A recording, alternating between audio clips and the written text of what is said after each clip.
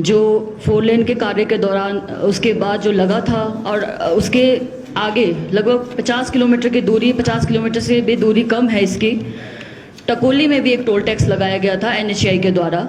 परंतु पिछली आपदा में जब हमारे रोड जो है क्षतिग्रस्त हो गए थे तो इस टोल टैक्स को हटा दिया गया था।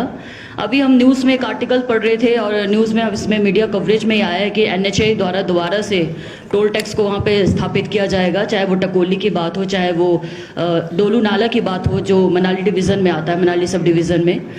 मैं सदन के माध्यम से ये ध्यान सरकार के ध्यान में लाना चाह रही हूँ, क्योंकि हम देख रहे हैं कि संसद में माननीय हमारे केंद्रीय मंत्री श्री नितिन गडकरी जी द्वारा 2 बार इसका ऐलान संसद में किया जा चुका है कि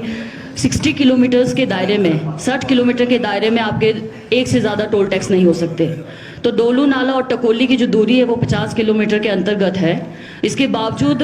ये समझ नहीं आता कि 2 टोल टैक्स का क्या वहाँ पे आधार है, किस आधार पे वो लगाया गया है। इससे संबंधित मैंने इनके अधिकारी से भी बात करने की कोशिश की थी, NHAI के अधिकारी से, तो उनसे मुझे जवाब मिला कि इसमें टेक्निकली वो इस चीज़ को देखते हैं कि कोई पुल है या कोई टनल है तो उसमें जो इनका टेक्निकली जो दायरा है उसको ये बढ़ा के बताते हैं, जो मेरी भी समझ में नहीं आया। और इसे भी हमने इनके वेबसाइट में भी चेक करने की कोशिश की, जहाँ मुझे ये मिल नहीं पाया। तो मैं सदन के माध्यम से ध्यान सरकार के ध्यान में लाना चाह रही हूँ और ये निवेदन करना चाह रही हूँ कि जब केंद्रीय मंत्री ने